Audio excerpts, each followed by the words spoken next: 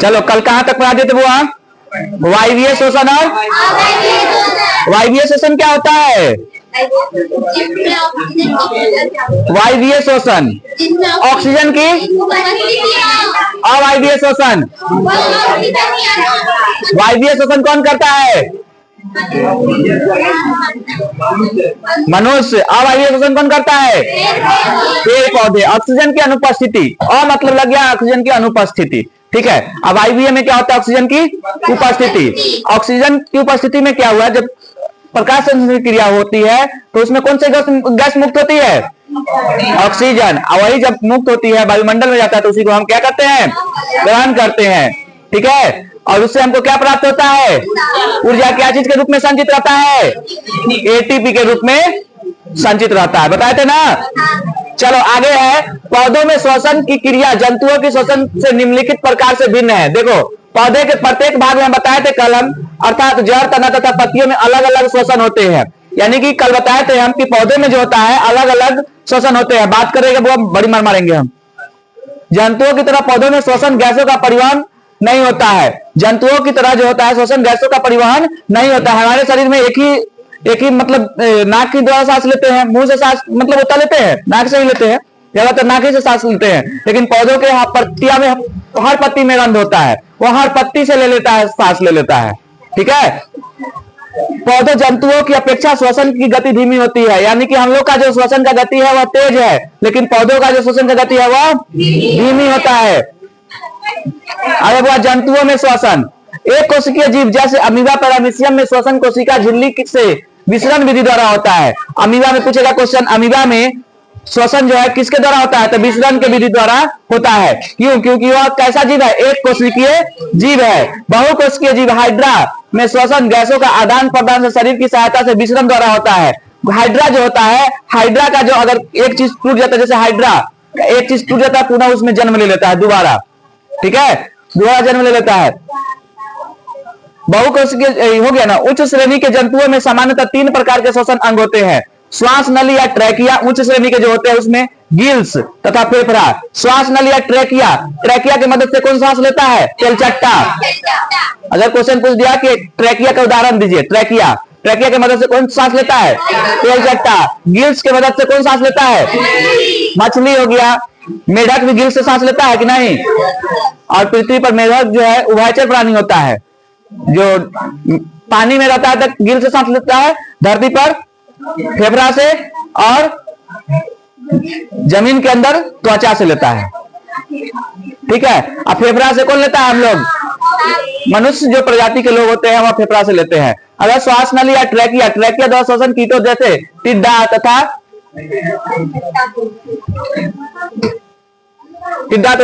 तिलचट्टा में होता है। बताए थे ना कि टिड्डा और तिलचट्टा जो हो गया, टिड्डा जानते हो तुम लोग? कीड़ा होता है। आगे वो देखो यही है तिलचट्टा, यही टिड्डा। कॉकरोच जिसको बोलते हैं तिलचट्टा जानते हो तुम लोग? बहुत डरती है लड़की सब कॉकरोच से। चीन में तो उसको भूज भूज के खा जाता है।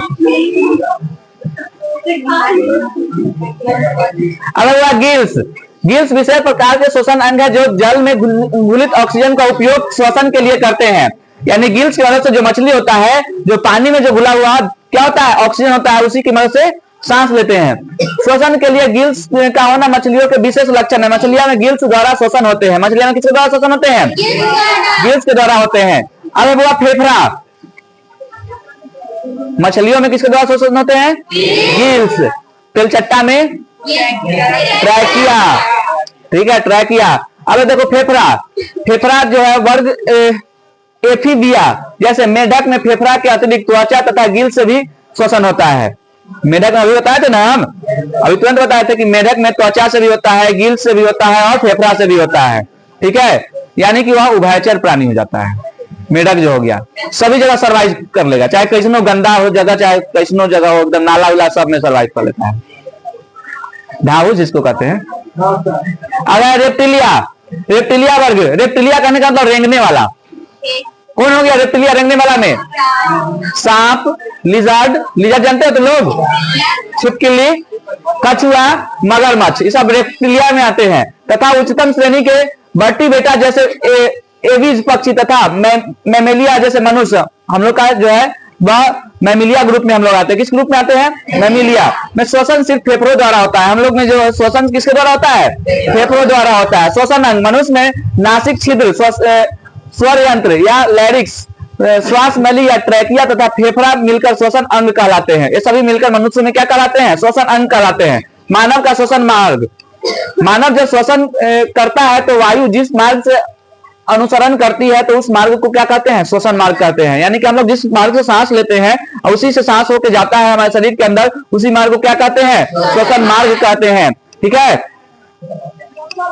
देखो यह मानव का श्वसन तंत्र का पूरा बनाया हुआ चित्र है। देख ले, क्वेश्चन पूछता है, एक कभी कभी पूछ दिया है कि मानव का श्वसन तंत्र का चित्र बनावे। ठीक है, एक के 2 नंबर में दे देता है तो खाली चित्र बना के क्वेश्चन छोड़ देना होता है। 5 नंबर में दे देगा कि मानव श्वसन तंत्र का सचित्र वर्णन करे, तो उसको चित्र बना के फिर लिखना पड़ेगा। श्वसन मार्ग के बारे में देखो, जैसे मैं नासिका छिद्र, ग्रसनी, स्वर यंत्र, श्वास नली, ब्रोकाई यानी श्रव का, ब्रोकियोल्स, वायु कोश, रुधिर, कोशिका, इतना सब कुछ आता है। ठीक है, इसके अंदर में इतना सब कुछ आता है श्वसन तंत्र के अंदर में। अगर डायफ्राम या वक्ष गुहा के नीचे तथा उदर गुहा के ऊपर पाया जाता है। यह संयोजी उत्तक का बना होता है। क्वेश्चन पूछेगा डायफ्राम किसका बना होता है? लिख लेंगे, डायफ्राम संयोजी उत्तक का बना होता है। डायफ्राम किसका? हाँ, हम वो खरिया से बोलेंगे तो अभी कॉपी बैग में से निकालिए। हम जब पढ़ाने आए तो कॉपी सब निकाल के रखिए आप लोग। लिखेंगे डायफ्राम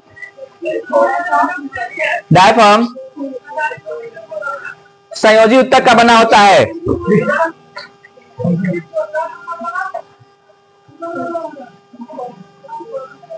रक्त किस प्रकार का उत्तक है? रक्त तरल संयोजी उत्तक है।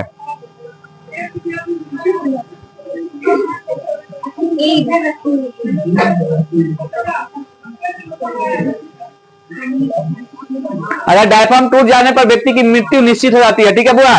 अगर नासिका छिद्र नाक का भाग होता है, इसी भाग से वायु अंदर आती है। यानी कि वायु जो है अंदर हमारे किसके नाक में आता है तो किसके माध्यम से आती है?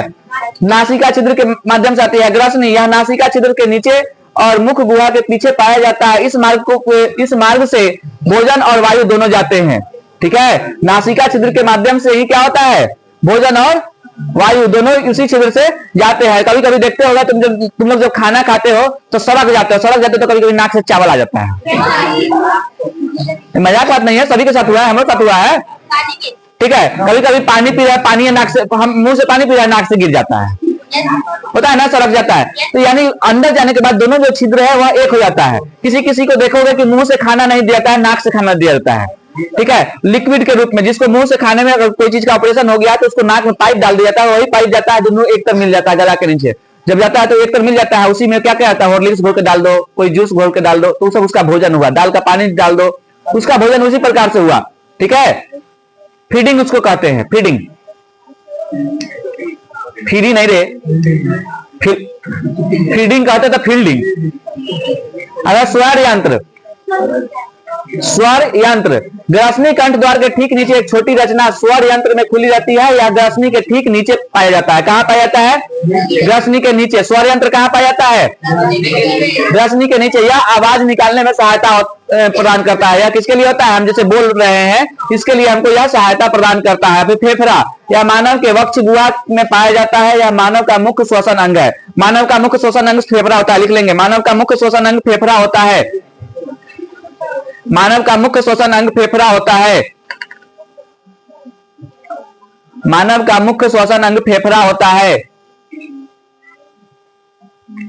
मानव का मुख्य श्वसन अंग फेफड़ा होता है।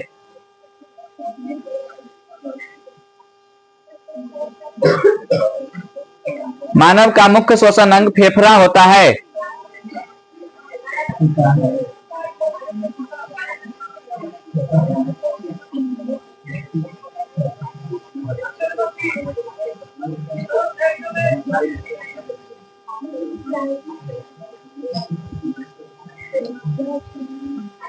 ठीक है, वो यह फेफड़ा जो होता है रक्त को शुद्ध करने का काम करता है। फेफड़ा जो है रक्त को क्या करता है? शुद्ध करता है, और शुद्ध रक्त को पूरे शरीर में पंपिंग करता है, पंप करके पूरे शरीर में फैला देता है। ठीक है। अब श्वास नली, 12 जोड़ी फसलियां जो हमारी दोनों साइड में होती है उसी के बीच में क्या पाया जाता है? फेफड़ा पाया जाता है। 12 जोड़ी जो फसलियां है उसी के बीच में क्या पाया जाता है? फेफड़ा पाया जाता है। ठीक है। श्वास नली है, इसके द्वारा वायु फेफड़ा के अंदर जाती है। ट्रैकिया या श्वास नली आगे चलकर 2 भागों में विभाजित हो जाती है जिसे ब्रोकाई कहते हैं। ब्रोकाई आगे जाकर कई शाखाओं में विभाजित हो जाती है जिसे ब्रोकियोलस कहते या श्वासनिका कहते हैं। अगर वायु कोष क्या है? ये सब जैसे अगर पूछ दिया क्वेश्चन कि मानव श्वसन तंत्र का सचित्र वर्णन करे तो इसमें सभी को लिखना होगा, थोड़ा मोड़ा सभी के बारे में लिखना पड़ेगा, इसके लिए है यह। वायु कोष श्वास नलिका फेफड़ों के अंदर पतली शाखाओं में बट जाती है। ये शाखाएं छोटी छोटी गोल संरचना में विभाजित होती है जिसे वायु कोष कहते हैं। वायु कोष की संख्या 3 × 10⁸ होती है। लिख लेंगे, इस पॉइंट को लिख लेंगे।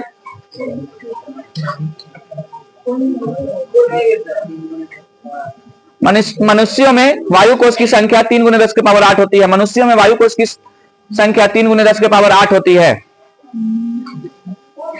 मनुष्यों में वायु कोष की संख्या 3 × 10⁸ होती है।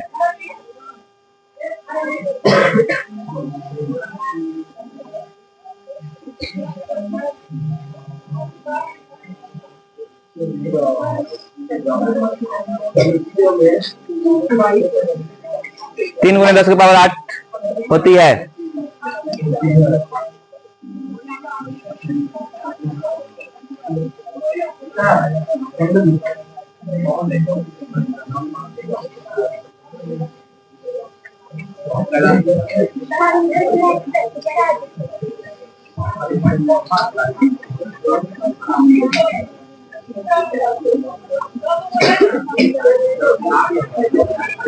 हो गया बुआ? चलिए देखेंगे श्वसन क्रिया। श्वसन 2 क्रियाओं का सम्मिलित रूप है। पहली क्रिया हवा नासिक से फेफड़े तक पहुंचना, जहां इसका ऑक्सीजन फेफड़े की दीवार में स्थित कोशिकाओं में रक्त में चला जाता है। इस क्रिया को प्रसाव कहते हैं। इसके विपरीत दूसरी क्रिया उच्छाव पश्चाव पढ़ना। जब हम सांस लेते हैं उसी को क्या कहते हैं? प्रसाव। और जब सांस छोड़ते हैं उसी को उच्छाव कहते हैं, जिसके अंतर्गत रक्त फेफड़ा में आया कार्बन डाइऑक्साइड बची हवा के साथ नासिका से बाहर निकल जाता है। श्वसन की 2 अवस्थाएं पश्चाव तथा उच्छाव मिलकर श्वासोच्छाव कहलाती है। लिख लेंगे श्वसन की कितनी अवस्थाएं होती है? तो 2 अवस्थाएं होती है। श्वसन की 2 अवस्थाएं होती है, नाम लिख लेंगे उसका। श्वसन की 2 अवस्थाएं होती है। श्वसन की 2 अवस्थाएं होती है, प्रस्राव और उच्छाव।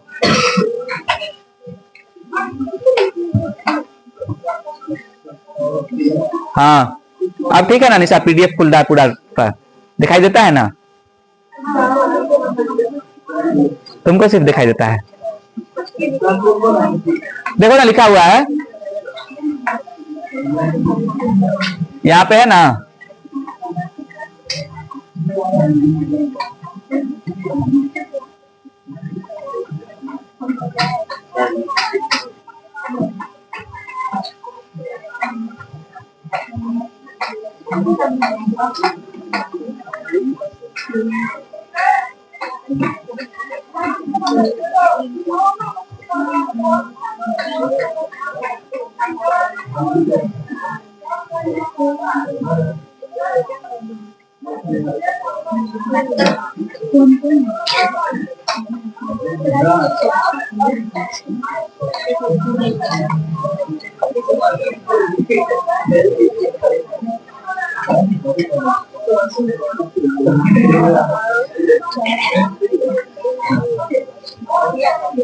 हो गया? आगे हुआ फेफड़ों में श्वसन, गैसों का आदान प्रदान। शरीर के विभिन्न भागों से ऑक्सीजन रक्त फेफड़ों में पहुंचता है। रक्त में उपस्थित हेमोग्लोबिन ऑक्सीजन से संयोग करके ऑक्सी हेमोग्लोबिन में परिवर्तित हो जाता है, जो रुधिर परिसंचरण के माध्यम से शरीर के विभिन्न भागों तक कोशिकाओं में पहुंच जाता है। हेमोग्लोबिन ऑक्सीजन कोशिकाओं को दे देता है और कार्बन डाइऑक्साइड को अपने साथ बांध लेता है। यानी कि ऑक्सीजन जो होता है, जब हम सांस लेते हैं तो ऑक्सीजन को कोशिकाओं को में बांध देता है और वहां से जो कार्बन डाइऑक्साइड निकलता है उसको ले लेता है और बाहर निकल जाता है। कार्बोक्सिल हेमोग्लोबिन परिसंचरण के माध्यम से फेफड़ों में पहुंच जाता है। कार्बोक्सिल हेमोग्लोबिन अर्थात रक्त में घुला हुआ कार्बन डाइऑक्साइड फेफड़ों के बाहर नासिका द्वारा निकल जाता है। ठीक है, यही है मानव श्वसन तंत्र। देखो यही है नासा द्वार। लड़का लोग हल्ला नहीं करो। देखो यही है नासा द्वार, यहाँ पे है मुख गुहा, ग्रसनी, कंठ, श्वास नली, यही श्वास नली उपस्थित बोला है। उसके बाद श्वास श्वसन श्वास नलिकाएं, उसके बाद श्वासनिका, कुपिका कोश, डायफ्राम, यही है डायफ्राम। अगर एक डायफ्राम अगर टूट जाता है तो इंसान की मृत्यु हो जाती है, बताते ना पीछे।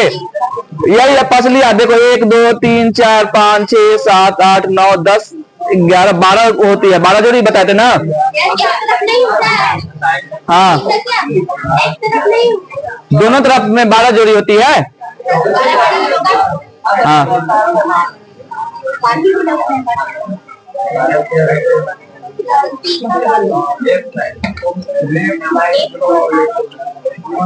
चलेगा, देख लिए। ये वाला फिगर बनाना होगा आपको, बना ले है ना। अगर लघु उत्तरीय प्रश्न,